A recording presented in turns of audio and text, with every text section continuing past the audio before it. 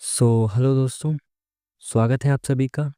तो आज हम करने वाले हैं एसएससी जीडी का प्रैक्टिस सेट, जिसमें कि हम देखेंगे मोस्ट एक्सपेक्टेड क्वेश्चंस जो आने वाली शिफ्ट्स हैं जीडी के एग्ज़ाम की, उनमें पूछे जा सकते हैं, या उन कॉन्सेप्ट से रिलेटेड क्वेश्चंस पूछे जा सकते हैं जो क्वेश्चंस हम डिस्कस करेंगे।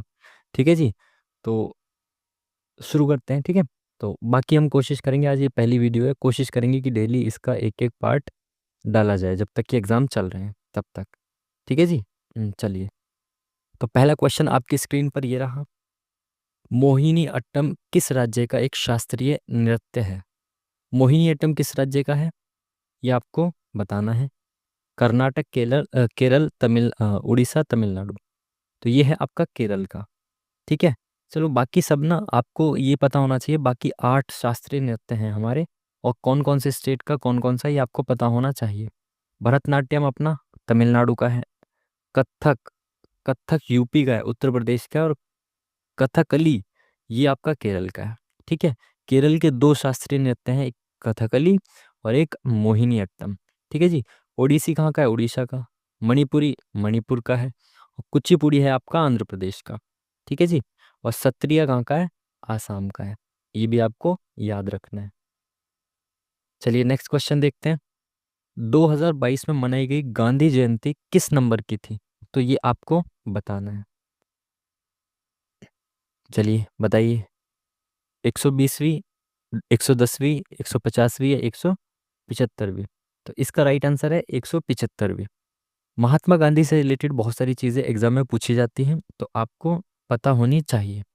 महात्मा गांधी जी के बारे में जानते हैं। महात्मा गांधी जी का जो जन्म है वो कब होता है? 1869 को होता है, 2 अक्टूबर, गांधी जयंती। ठीक है जी। इनकी मृत्यु हो जाती है आज़ादी के जस्ट बाद 1948, 30 जनवरी को। ठीक है।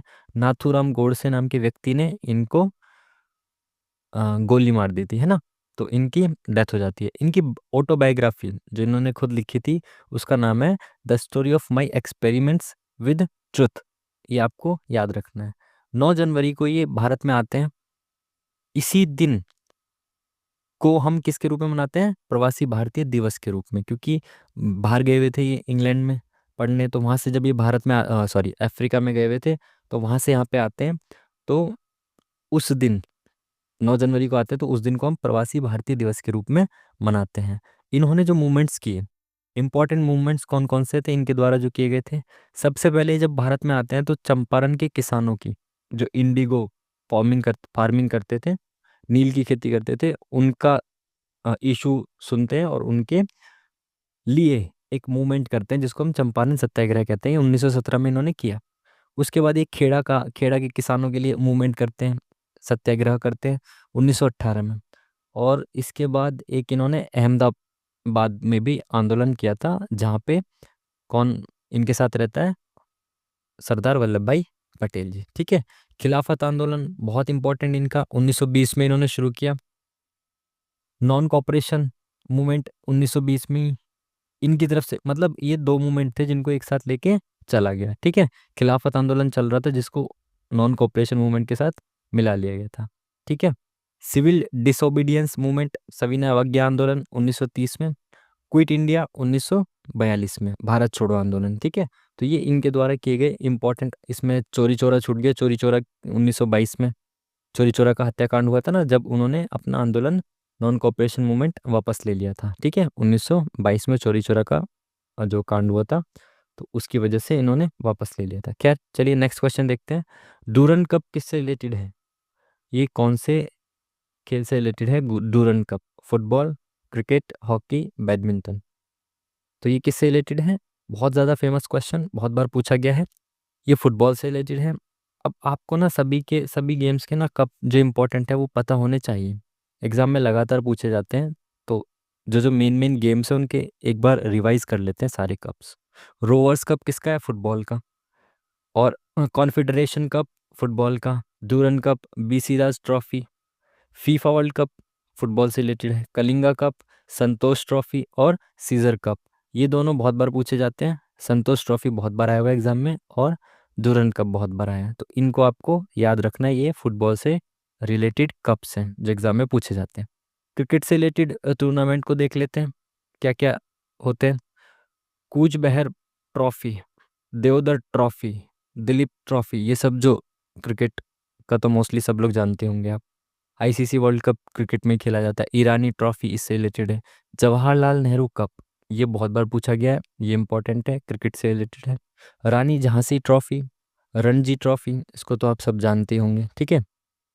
रोहिंटन बारिया ट्रॉफी और रोथमैन्स कप भी क्रिकेट से रिलेटेड है। बैडमिंटन और हॉकी से रिलेटेड चीज़ें देखते हैं, टूर्नामेंट देखते हैं। बैडमिंटन से रिलेटेड है अपना Amrit Diwan cup, Asia cup और किटियारा कप, और किटियारा cup, Malaysian open, Thomas cup और ऊबर कप, ठीक है जी। चलिए, ये दोनों बहुत बार पूछे जाते हैं, थॉमस कप और ऊबर कप किससे रिलेटेड है। हॉकी से रिलेटेड आगा खां कप, बहुत बार एग्जाम में आया हुआ है। महाराजा रणजीत सिंह गोल्ड कप, ये शायद एक ही है, अलग अलग हो गया ना। महाराजा रणजीत सिंह गोल्ड कप ये एक ही है। Dhyan Chand trophy, Scindia gold cup और स्टेनले कप और वेल्स ट्रॉफी, ये हॉकी से रिलेटेड मेन मेन टूर्नामेंट्स है जो आपको पता होने चाहिए। बौद्ध धर्म से रिलेटेड क्वेश्चन, बौद्ध धर्म के संस्थापक कौन है आपको बताना है। महावीर, महावीर स्वामी, गौतम बुद्ध, ऋषभदेव या चाणक्य। तो इसका सही आंसर है गौतम बुद्ध। अब गौतम बुद्ध जी के बारे में आपको बहुत इंपॉर्टेंट है, एग्जाम में आते ही आता है तो पता होना चाहिए। गौतम बुद्ध जी का जन्म कहाँ पे होता है। कपिल वस्तु में होता है। कहाँ गया मार कर ये रहा। कपिल वस्तु में होता है, जो कि कहाँ पे है, आज के नेपाल में है, ठीक है। उसके पास लुम्बिनी नामक जगह पे होता है, ठीक है। लुम्बिनी नामक जगह पे होता है इनका। और कब होता है जन्म, 563 ईस्वी में, ठीक है। सिद्धार्थ इनके बचपन का नाम है। इनके पिताजी का नाम है शुद्धोधन, जो कि शाक्य वंश के प्रमुख थे, ठीक है। और इनकी माता का नाम था महामाया, ठीक है। और इनकी जो माता थी, उनकी इनके जन्म के जस्ट बाद या 7 दिन के बाद मृत्यु हो जाती है। तो इसी कारण से इनको कौन पालता है, इनकी मौसी, जिनका नाम क्या होता है, प्रजापति गौतमी। उनका नाम प्रजापति गौतमी होता है, उन्होंने इनको पाला था, इसी वजह से इनको गौतम नाम से भी जाना जाता है, ठीक है। इसीलिए इनका नाम गौतम पड़ा था। और और इनको शाक्य मुनि भी कहा जाता है, क्योंकि शाक्य वंश के प्रमुख थे इनके पिताजी, तो इसीलिए इनको शाक्य मुनि भी कहा जाता है। इनका विवाह होता है यशोधरा से, और इनके एक पुत्र होते हैं जिनका नाम होता है राहुल, ठीक है जी।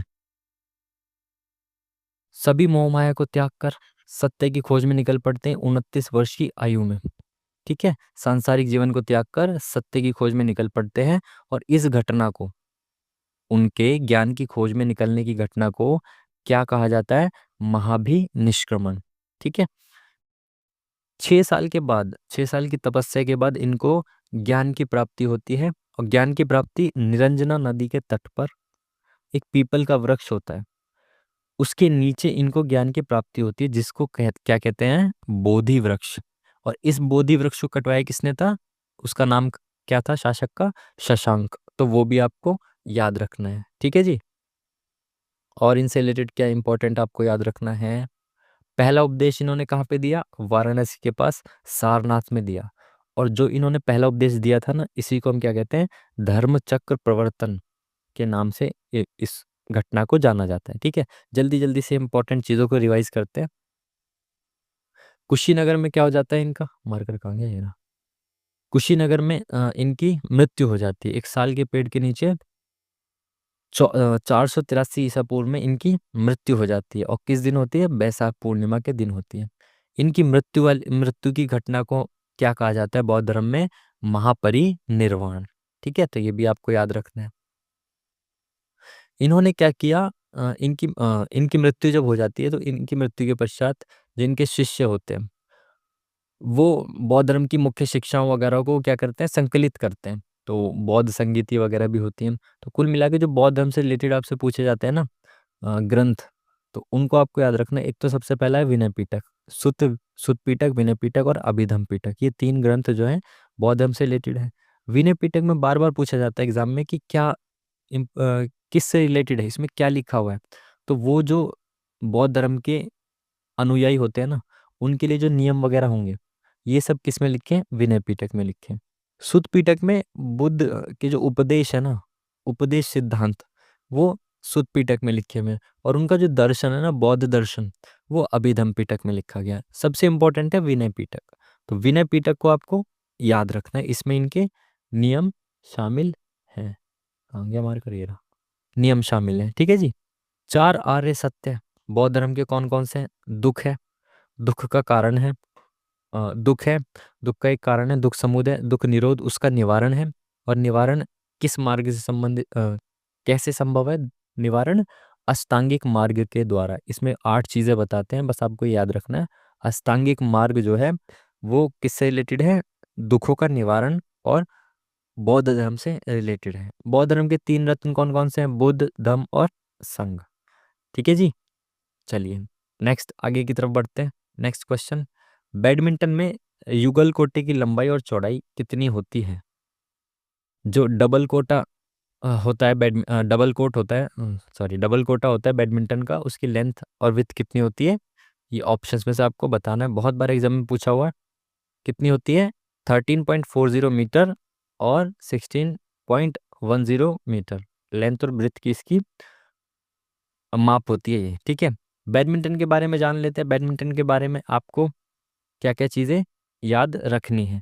सबसे इम्पोर्टेंट, बैडमिंटन का जो कोर्ट होता है वो आयताकार होता है, एग्जाम में पूछा जाता है बार बार। उसकी कोर्ट की जो लंबाई होती है ना, मेनली वो होती है 13.4 मीटर की, ठीक है। और चौड़ाई दोनों में अलग अलग होती है, जो सिंगल्स खेला जाता है उसमें अलग और डबल खेला जाता है उसमें अलग। सिंगल्स में 5.818 मीटर होती है और डबल्स में 6.1 मीटर होती है। तो ये आपको याद रखना है, ठीक है जी। और ऊंचाई को केवल इतना याद रखना, जो किनारों पे होती है ना इनकी ऊंचाई, जैसे ये 2 डंडे होते हैं ना, जो किनारे हैं यहाँ पे जो इनकी ऊंचाई होती है वो होती है 1.55 मीटर, ठीक है जी।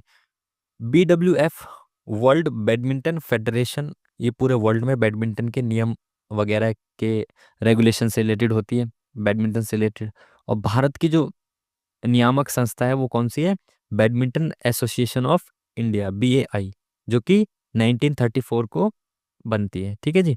नेक्स्ट, इसमें क्या होता है, जो स्कोरिंग सिस्टम होता है वो कैसा होता है भाई? एक मैच में, जो मैच चलता है ना, 3 मैच होते हैं, 3 गेम होते हैं, उसमें 3 गेम होते हैं। तो एक गेम में जिसके 21 मार्क्स, 21 मार्क्स कह रहा हूँ, अंक स्कोर पहले कर दिया उसने, 21 पॉइंट्स पहले कर लिए, तो वो उस गेम को जीत जाता है। तो जो 3 में से 2 गेम जीत जाता है वो पूरा मैच जीत जाता है, ठीक है। अगर मान लो दोनों 20-20 के स्कोर पर है, तो अब उसको 21 स्कोर नहीं करना। अब जो पहले 2 अंक की बढ़त ले लेगा वो जीता हुआ माना जाएगा, ठीक है। अब मान लो किसी ने 20 किए, दूसरे ने 22 कर दिए, ठीक है, जीत गया। मान लो इसने 21 किए, फिर उसने भी 21, फिर इसने 22, फिर उसके भी 22, ऐसे ऐसे चलता गया। तो अगर 29 तक हो गया, तो जो पहले 30वां 30th पॉइंट प्राप्त करेगा वही जीता माना जाएगा। ऐसे तो चलता ही रहेगा ना, नहीं तो गेम, ठीक है। तो ये भी आपको याद रखना है। 1992 में बार्सिलोना ओलंपिक में बैडमिंटन को आधिकारिक खेल के रूप में ओलंपिक में शामिल किया गया। तो ओलंपिक में शामिल कब किया गया बैडमिंटन को? 1992 में, एग्जाम में पूछा जाता है, याद रखना है। और 1962 में पहली बार एशियाई खेलों में बैडमिंटन को शामिल किया गया, ठीक है जी। चलिए नेक्स्ट क्वेश्चन, मनुष्य में विटामिन B1 की कमी से होने वाला रोग कौन सा है? ये आपको बताना है, बताइए। ये स्कर्वी, बेरीबेरी, जिंजीवाइटिस, और ये एक ही ऑप्शन 2 बार लिख गया, इसके लिए माफ़ी। बाकी नेक्स्ट, मतलब सॉरी, 2 ऑप्शन एक में पुट वो हो गए, खैर। तो B1 की कमी से होता है बेरीबेरी रोग। अब आपको ये पता होना चाहिए कि किस किस विटामिन की कमी से कौन कौन सा रोग होता है, ठीक है। एग्जाम में बार बार पूछा जाता है, याद रखना है आपको। विटामिन ए की कमी से रतौंधी, जो कि आँख से रिलेटेड है, ठीक है। विटामिन ए की जब कमी हो जाती है तो आँख से रिलेटेड रोगों को जन्म देता है। B1 की कमी से बेरी होता है, और B2 की कमी से मंद वृद्धि होती है, मतलब ग्रोथ रुक जाती है, कम गति से होती है। और स्किन से रिलेटेड डिजीज भी B2 से होती है। B12 रक्ताल्पता, मतलब इससे ब्लड की कमी होने लगती है इस विटामिन की कमी से, ठीक है। विटामिन C की कमी से स्कर्वी होता है। विटामिन D की कमी से रिकेट्स होता है, हड्डियों से रिलेटेड। और विटामिन E की कमी से एनीमिया होता है, ठीक है। और विटामिन के अगर कम हो जाता है तो आपको चोट लगने के बाद जो ब्लड होता है ना, ब्लड कोटिंग, वो जल्दी नहीं हो पाती और ज़्यादा ब्लड बहता है, ठीक है जी। चलिए नेक्स्ट, ये आपको याद रखने। नेक्स्ट, महाराष्ट्र में नव वर्ष को किस नाम से जाना जाता है? भारत में जो नव वर्ष मनाया जाता है वो अलग अलग स्टेट्स में अलग अलग नाम से जाना जाता है उसको, ठीक है। तो महाराष्ट्र में किस नाम से जाना जाता है ये आपको बताना है। बैसाखी, गुड़ी पड़वा, बोहाग, बिहू, नवरोज, तो ये आपको बताना है। इसका आंसर है गुड़ी पड़वा।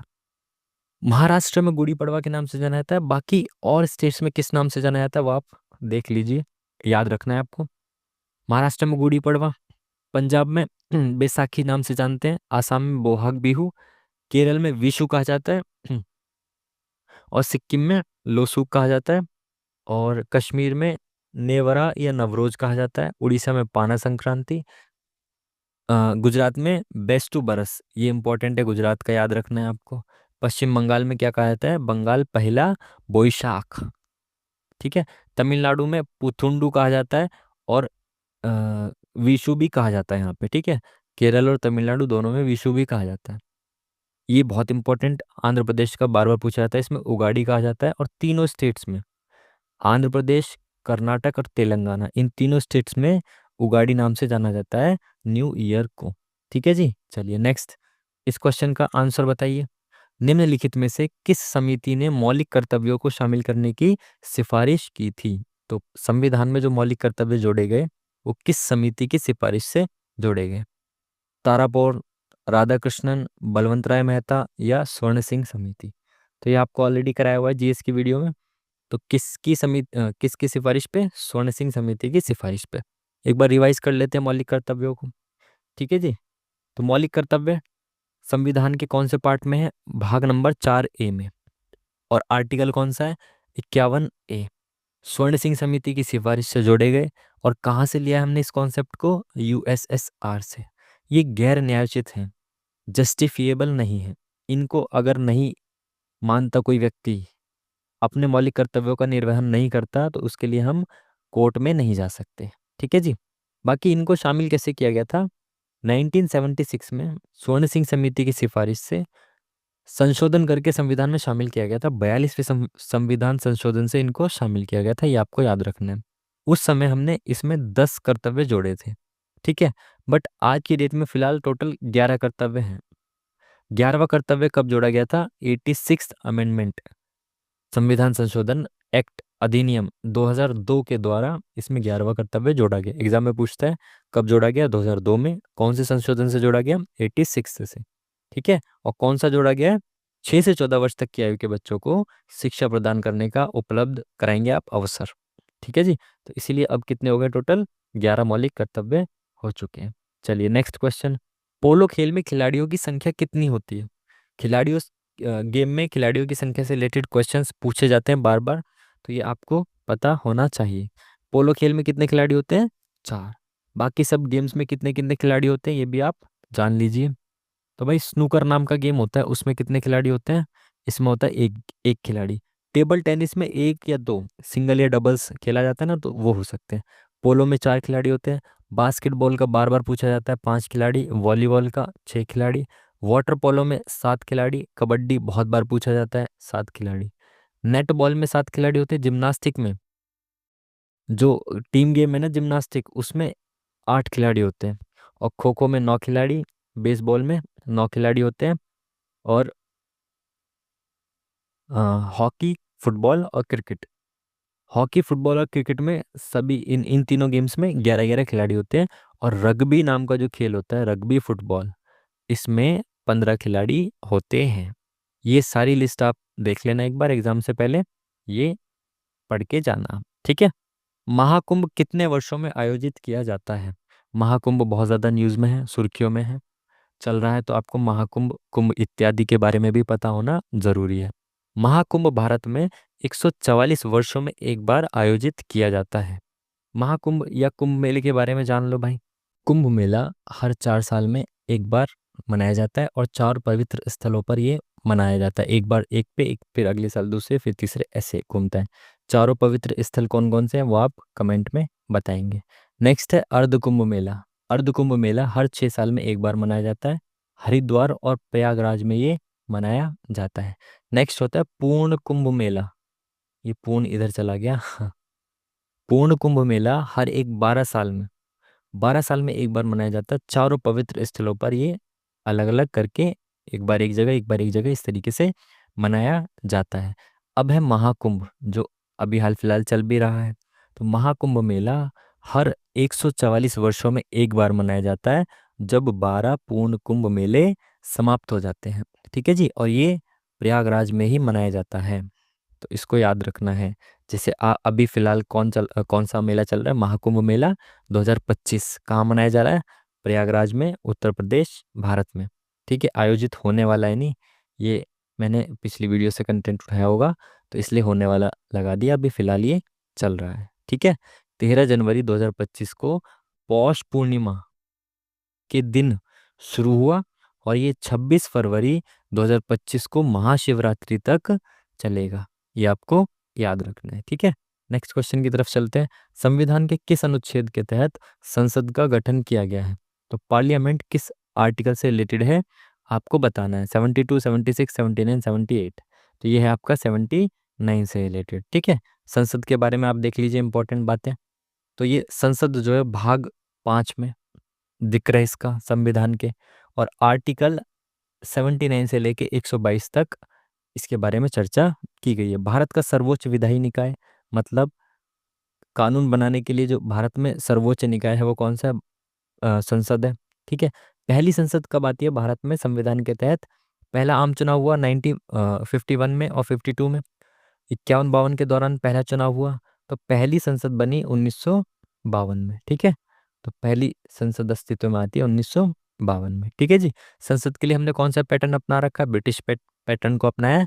और संसद के 3 अंग होते हैं, आपको पता होगा। राज्यसभा, लोकसभा तो होते ही है, और राष्ट्रपति भी संसद का ही एक मुख्य अंग है। इन तीनों से मिलके संसद बनती है। ठीक है जी, चलिए next question. Simon commission Bharat कब आया? तो इसका आप जवाब देंगे। साइमन कमीशन भारत कब आया? 1919, 25, 28 और 32। तो ये आया हमारा 1928 में। साइमन कमीशन से रिलेटेड बातें और क्वेश्चन बहुत बार पूछे जाते हैं, तो ये आपको पता होना चाहिए। तो इससे इंपॉर्टेंट चीज़ें ये रही। एक बार इसको स्टोरी की तरह आप सुने कि भाई 1990 में, 1919 में भारत में संवैधानिक सुधार करने के लिए एक एक्ट पारित किया गया था, 1919 का भारत शासन अधिनियम। ठीक है, तो उसमें एक प्रावधान था कि अधिनियम पारित होने के 10 साल के बाद एक आयोग, कॉन्स्टिट्यूशनल कमीशन गठित किया जाएगा, बनाया जाएगा। ठीक है, जो इस बात की जांच करेगा कि ये जो एक्ट है 1919 का किस हद तक सफल रहा। ठीक है, तो उसी आधार पर भारत में संविधान बनाने की बातें की जाएंगी। लेकिन इसका जो इम्प्लीमेंटेशन था वो पूरा नहीं हुआ। इन्होंने 1927 में ही, जबकि 10 साल बाद बनाया जाना था कमीशन, बट इन्होंने 1927 में ही कमीशन का गठन कर दिया।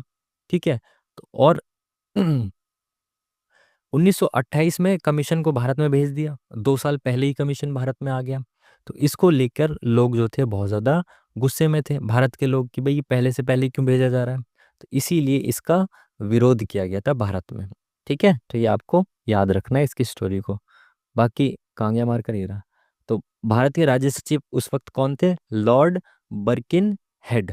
तो इन्होंने 1927 को जॉन साइमन, साइमन कमीशन इसलिए कहते हैं क्योंकि इसके अध्यक्ष जॉन साइमन थे, तो इनकी अध्यक्षता में एक संवैधानिक आयोग का गठन किया था। ठीक है, जो भारत में स्थिति जांच करने के लिए आया।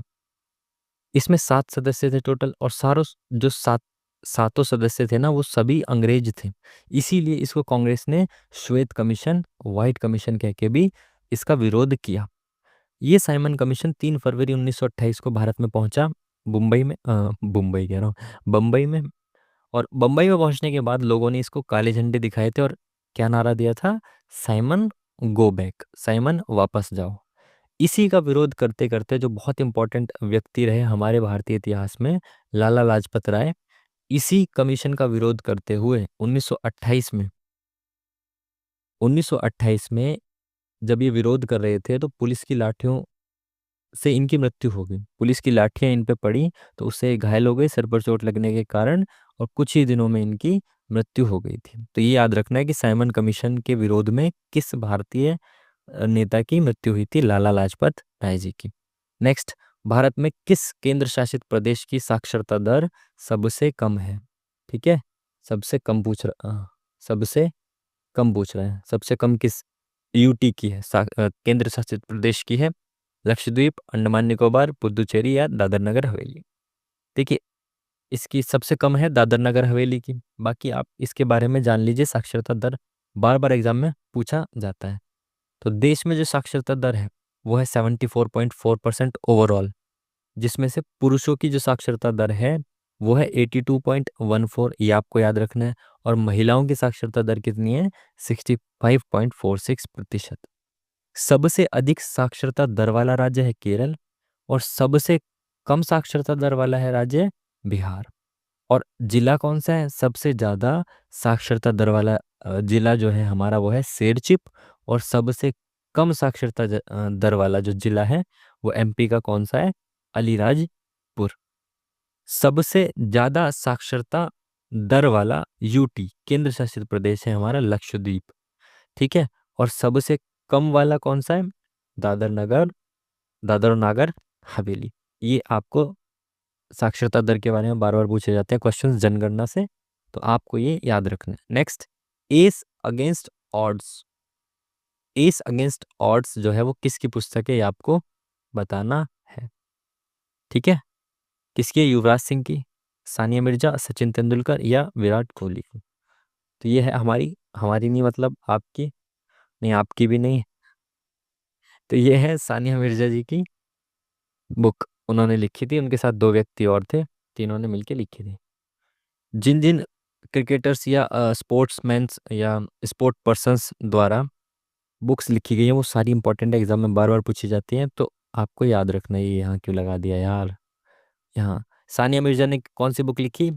S against odds. Yuvraj Singh की बार बार एग्जाम में पूछी जाती है the test of my life. Sourav Ganguly की बार बार पूछी जाती है a century is not enough. Sachin Tendulkar ji की तो बहुत ही बार ये सारी इंपॉर्टेंट है जो पूछी जाती है एग्जाम में। प्लेइंग इट माई वे, विराट कोहली की ड्राइव वन, कपिल देव की स्ट्रेट फ्रॉम हार्ट, ये बहुत बार पूछी गई है। Sunil Gavaskar sunny days idols. ठीक है, ये दोनों अलग है शायद, sunny days idol. PT Usha golden girl, major Dhyan Chand goal, Viswanathan Anand my best game of chess. ठीक है, मैरी कॉम की बहुत बार पूछी जाती है unbreakable an autobiography. Next, Saina Nehwal ji की कौन सी है? Playing to win. ठीक है, Milkha Singh the race of my life, ये ट्रांसलेशन में the race of my life. Rahul Dravid की कौन सी है? The nice guy who finished test. Suresh Raina की है बिलीव। मिताली राज जी की है unguarded. Saina Nehwal my racket my world, मेरा रैकेट मेरी दुनिया। Milkha Singh the race of my life, दो दो बार आ गई। अनिल कुंबले जी की है वाइड एंगल। वीवीएस लक्ष्मण जी की 281 एंड बियॉन्ड।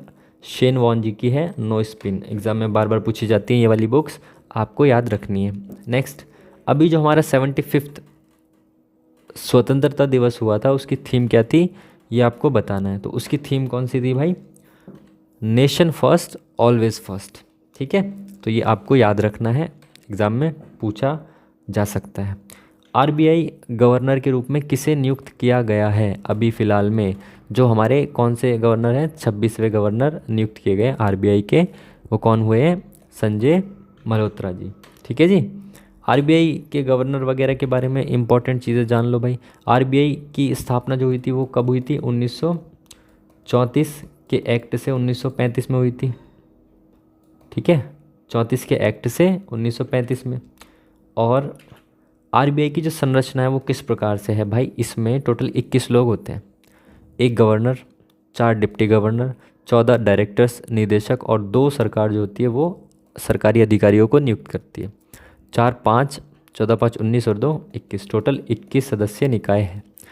संजय मल्होत्रा अभी हाल ही में 2024 में 11 दिसंबर को 26वें आरबीआई के गवर्नर के रूप में नियुक्त किए गए हैं, ये आपको याद रखना है। और अभी फ़िलहाल में जो डेप्यूटी गवर्नर्स हैं, डेप्यूटी गवर्नर्स जो हैं वो कौन कौन हैं, ये भी आपको याद रखना है। स्वामीनाथन जे, टीबी रविशंकर और एम राजेश्वर राव और डॉक्टर एमडी पात्रा, ये चारों डेप्यूटी गवर्नर्स हैं आरबीआई के, ये भी आपको याद रखना है। किसने 4 जनवरी 1881 को केसरी अखबार की शुरुआत की? तो केसरी पत्रिका किसने निकाला? केसरी अखबार बाल गंगाधर तिलक ने। तो ये अखबार रिलेटेड और पत्रिका रिलेटेड क्वेश्चंस आते रहते हैं एग्ज़ाम में। तो ये पूरी ही हमने क्या सूची दे दी एक, तो इसको याद रखना है आपको। 1780 में पहला जो पत्र निकला वो कौन सा निकला? बंगाल गैजेट, जो कि अखबार था कौन सा? अंग्रेज़ी। इसको किसने निकाला था? जेम्स ऑगस्टस ने, ये भी आपको याद रखना है। उसके बाद 1819 में पहला व्यक्ति भारतीय कौन सा अखबार निकाला? संवाद कौमुदी, और इसको बंगाली साप्ताहिक समाचार पत्र के रूप में जाना जाता है। और ये निकाला किसने था? राजा राममोहन राय, ट्रिपल आर, ठीक है, RRR। 1822 में मिरातुल अकबर, राजा राममोहन राय का ही है ये अखबार। इतना पूछा नहीं जाता बट याद रखना है, ठीक है। नेक्स्ट, ईश्वरचंद विद्यासागर जी ने 1858 में सोम प्रकाश नाम का जो पत्रिका है, अखबार है, साप्ताहिक अखबार, ये निकाला था। संपादक हैं इसके, इस संस्थापक हैं, ठीक है, ईश्वरचंद विद्यासागर, जिन्होंने विधवा पुनर्विवाह के लिए भी आंदोलन किया। 1862 इंडियन मिरर पूछा जाता है एग्जाम में बार बार, अखबार किसने निकाला था? ये देवेंद्रनाथ टैगोर ने। अमृत बाजार पत्रिका, ये बार बार एग्जाम में पूछा गया, बहुत बार पूछा गया एग्जाम में। ये कब निकाला गया था? किस किस के द्वारा निकाला गया था? शिशिर कुमार घोष और मोतीलाल घोष, ये दोनों व्यक्तियों के बारे में याद रखना है कि इन्होंने कौन सा अखबार निकाला, कौन सी पत्रिका थी वो? अमृत बाजार पत्रिका। 1881 केसरी, बहुत इंपॉर्टेंट, मराठी भाषा का पत्र था ये, और किसने जारी किया था? बाल गंगाधर तिलक जी ने, ठीक है। 1899 में उद्बोधन पत्रिका जो थी वो स्वामी विवेकानंद जी ने जारी की थी, संस्थापक थे इसके, याद रखना है आपको। इंडियन ओपिनियन, ये एक बहुत इम्पॉर्टेंट, जो कि महात्मा गांधी जी ने, मोहनदास करमचंद गांधी जी ने इस अखबार को निकाला था, तो ये याद रखना है, इम्पॉर्टेंट है। हरिजन भी इनका ही था, बाकी आगे होगा शायद, तो वो भी आपको याद रखना है। 1905 में वंदे मातरम, ये अंग्रेजी भाषा का अखबार था और इसको निकाला था अरबिंदो घोष, बंगाल की साइड, ठीक है जी। नेक्स्ट, 1912 में अल हिलाल, ये बार बार एग्जाम में आता है, बहुत बार आता है। अल हिलाल उर्दू का साप्ताहिक समाचार पत्र था और ये निकाला था अबुल कलाम आज़ाद जी ने, ठीक है। 1920 में मूक नायक, ये भी बहुत बार आया हुआ एग्जाम में, क्योंकि अंबेडकर जी ने इसको निकाला था, संस्थापक थे अंबेडकर जी इस अखबार के, तो इसलिए भी इम्पॉर्टेंट है, मराठी भाषा में। हिंदुस्तान टाइम्स किसने शुरू किया था इसको? सुंदर सिंह लालपुरी ने, ठीक है। ये आ गया हरिजन हमारा। तो हरिजन जो है साप्ताहिक पत्रिका थी, जो किसने निकाली थी? गांधी जी ने, ठीक है, तो वो भी याद रखना है आपको 1932 में। और कौन सा था अभी महात्मा गांधी जी का एक, कौन सा था याद करो? इंडियन ओपिनियन और हरिजन, दोनों ये आपको याद रखने हैं। जलियांवाला बाग हत्याकांड कब होता है भाई, ये आपको बताना है। तो जलियांवाला बाग हत्याकांड कब हो रहा है? ऑप्शंस देखें और बताएं। 1818, 19, 29 या 20? तो ये बहुत फेमस, आपको पता है 1919 में जलियांवाला बाग हत्याकांड होता है।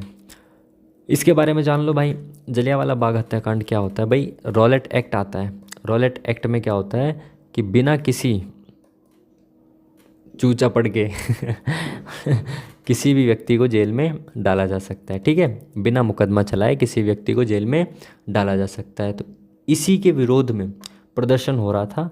तो 9 अप्रैल 1919 को 2 नेता थे जिनको गिरफ्तार कर लिया गया, एक थे सैफुद्दीन किचलू और एक डॉक्टर सत्यपाल, इनको उनके द्वारा गिरफ्तार कर लिया गया। अब इसी उसमें विरोध जो था वो चल रहा था।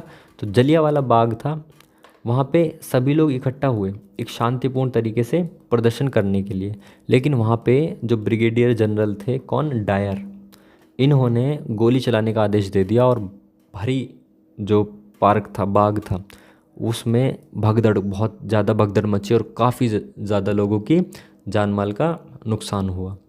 तो पहली बात तो ये कब हुआ, 13 अप्रैल 1919 को। किसने कराया, जनरल डायर ने। किसके विरोध में चल रहा था ये, रॉलेट एक्ट 1919 के विरोध में, शांतिपूर्ण तरीके से। अब इसका परिणाम क्या क्या हुआ, इसके विरोध में परिणाम क्या हुआ, इसके विरोध में रविंद्रनाथ टैगोर ने अपनी नाइटहुड की उपाधि वापस कर दी, त्याग दी। ये एग्जाम में पूछा जाता है कि किसने जलियांवाला बाग हत्याकांड के विरोध में अपनी नाइटहुड की उपाधि को त्याग दिया था, तो ये किसने त्यागा, रविंद्रनाथ टैगोर जी ने। और गांधी जी ने क्या किया, 18 अप्रैल 1919 को सत्याग्रह जो था, जो उनका चल रहा था, उसको समाप्त करने का निर्णय लिया, घोषणा कर दी। क्यों, क्योंकि उनका मानना था कि सत्याग्रह में हिंसा का कोई स्थान नहीं होना चाहिए। ठीक है, बाकी इसके लिए एक हंटर आयोग है ना, 1920 में, शायद 1920 में एक हंटर आयोग भी स्थापित किया गया था इसी की जांच करने के लिए, जिसमें इनको दोषी भी पाया गया था, डायर को। ठीक है जी, तो वो भी याद रखना है, 1920 में हंटर आयोग। इंडियन नेशनल कांग्रेस के पहले अध्यक्ष कौन थे पहले अध्यक्ष, राम मोहन राय, व्योमचंद्र बनर्जी, बीसी बनर्जी, MK गांधी, अरविंदो घोष। तो थे कौन, व्योमेश चंद्र बनर्जी। ठीक है, तो इंडियन नेशनल कांग्रेस के बार बार पूछे जाते हैं अध्यक्ष, तो ये भी आपको इनकी लिस्ट भी याद रखनी है। इंपॉर्टेंट लिखे हैं मैंने, अभी सारे नहीं लिखे, तो ये भी आपको याद रखने हैं। व्योमेश चंद्र बनर्जी 1885 में INC का गठन होता है, तो वहाँ पे बॉम्बे में ये पहले सेशन की अध्यक्षता करते हैं। 86 में दादा भाई नौरोजी करते हैं कलकत्ता में। 87 में बदरुद्दीन तैयब जी मद्रास के अधिवेशन में अध्यक्षता करते हैं। 28 में मोतीलाल नेहरू जी कलकत्ता में, और 29 लाहौर अधिवेशन, ये इंपॉर्टेंट है, जवाहरलाल नेहरू जी इसकी अध्यक्षता करते हैं। और बाद में भी 30 में भी जवाहरलाल नेहरू जी ही कराची अधिवेशन की अध्यक्षता करते हैं।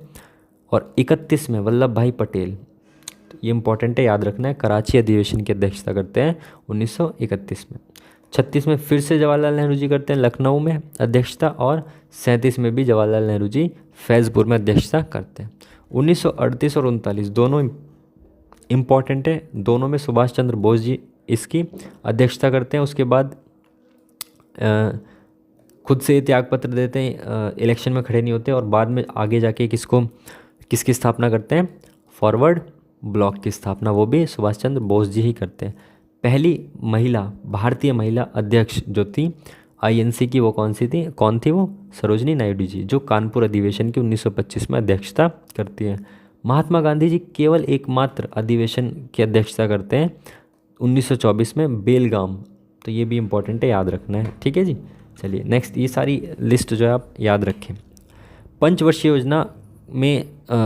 योजना जो थी वो सबसे पहले कहाँ शुरू की गई, किस देश ने इसको सबसे पहले शुरू किया था, तो हमने भी उसी देश से लिया है इसको, तो इसको शुरू किया था USSR ने।